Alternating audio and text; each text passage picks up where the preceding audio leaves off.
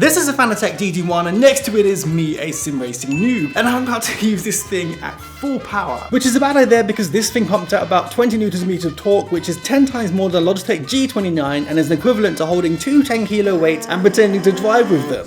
Now, I'm no stranger when it comes to lifting heavy things, but the problem with this at full power is that you can break your arms. So it's lucky we have a doctor on site. And for this challenge, we're not going to drive just any car, we're going to drive the fastest car in iRacing, the Mercedes W13, last year's F1 car from Mercedes. And we're going to be doing a challenge where I'm going to finish one lap at none other than Bathurst, without crashing, without breaking my wrists, and without letting go of the wheel. Let's go. So here we are at Bathurst in an F1 car, and we're just going to start gently.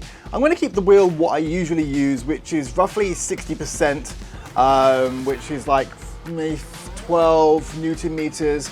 I'm just going to go for a drive to show you how much of a handful this car is. Now, this is probably the most accurately modeled Formula One car in all of sim racing. This actually is made from Mercedes' own specifications that they send to the iRacing guys each year, and this is the W13, and yes, it was not a championship winning car, but believe me, when you get into iRacing and you race this thing, it makes you respect Formula One.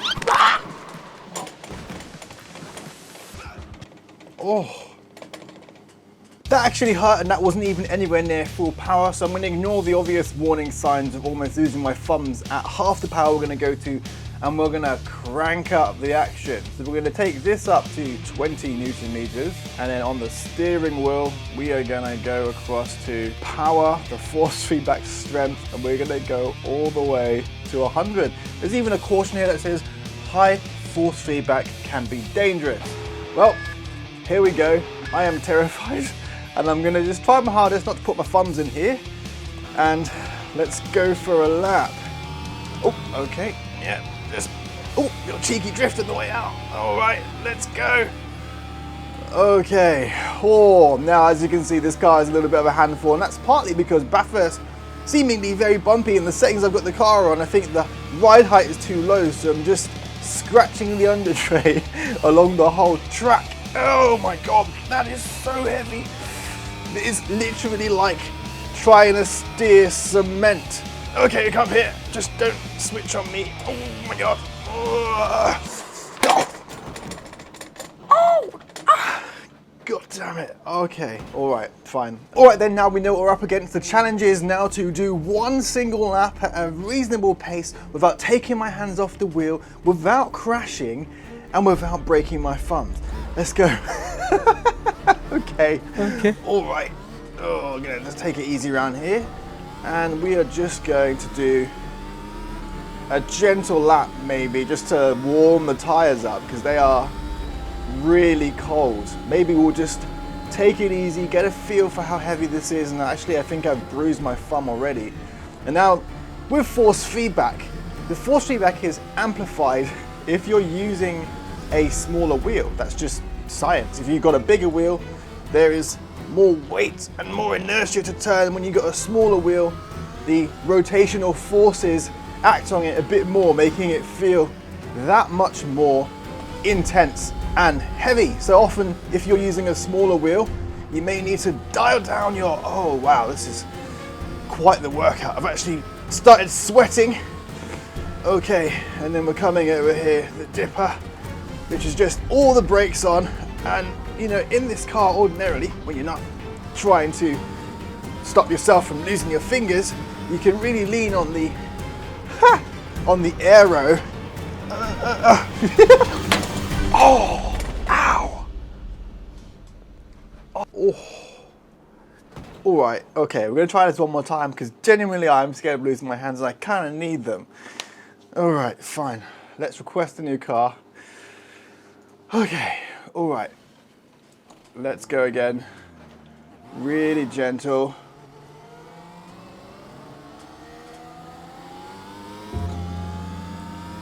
Really gentle. Okay. You know, I don't think we have a chance for a warm-up lap. I just want to do one lap in this thing and stop because this is terrifying. Oh, okay, all right. Gentle on the brakes there.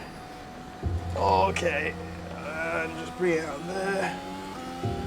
The trouble is I don't have my thumbs in, and I just a little bit terrified of putting them in, because I think I will lose them, and that won't be very good, although it will make for a relatively entertaining video for those amongst you with a darker sense of humour.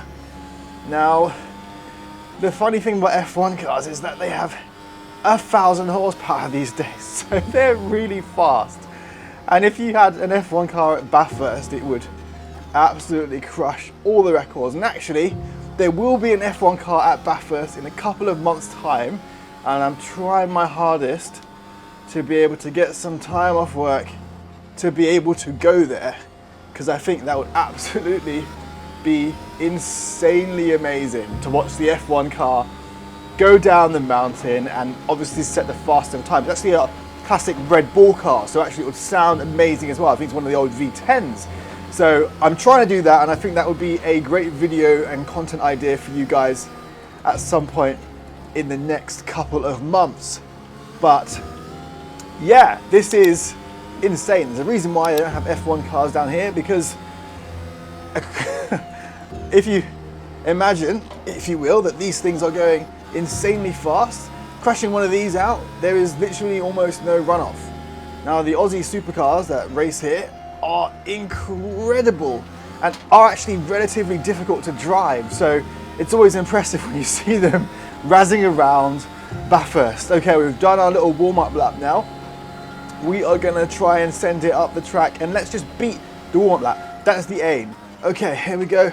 Come up this side here, just let it come all the way out there, and then we're gonna let our downforce let us in there, but I'm too scared, so come on the brakes a little bit, and then we're gonna turn it really hard there. As you can see, my muscles straining, and we can actually go flat out down here. We're gonna try and go. Okay. Okay, are we okay there? Maybe? Okay, maybe we're okay. Okay, let's just keep going. The car feels okay. Here we go. All that downforce, flat out there.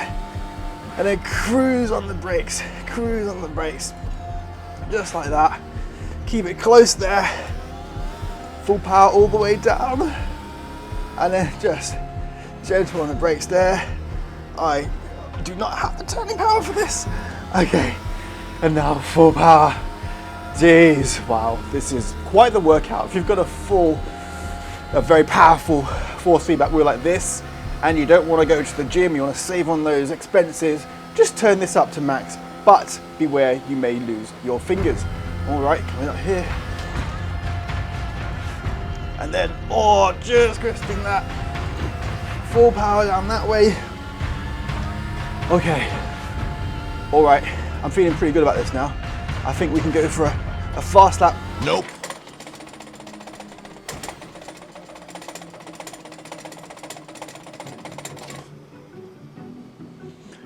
Okay, here we go.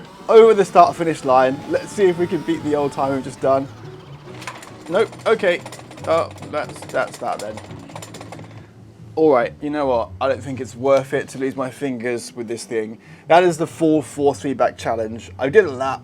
It's really hard in this car, this Mercedes. When you get the downforce going, the wheel gets so heavy, like so heavy. I'm literally sweating. Now, this was a little bit stupid, and I have got many more, even more ridiculous challenges planned for 2023. So stay tuned if you want to laugh. And if you enjoyed this video, please like, subscribe, leave a comment for what you want me to do next. Otherwise, I'll catch you guys very soon. Cheers.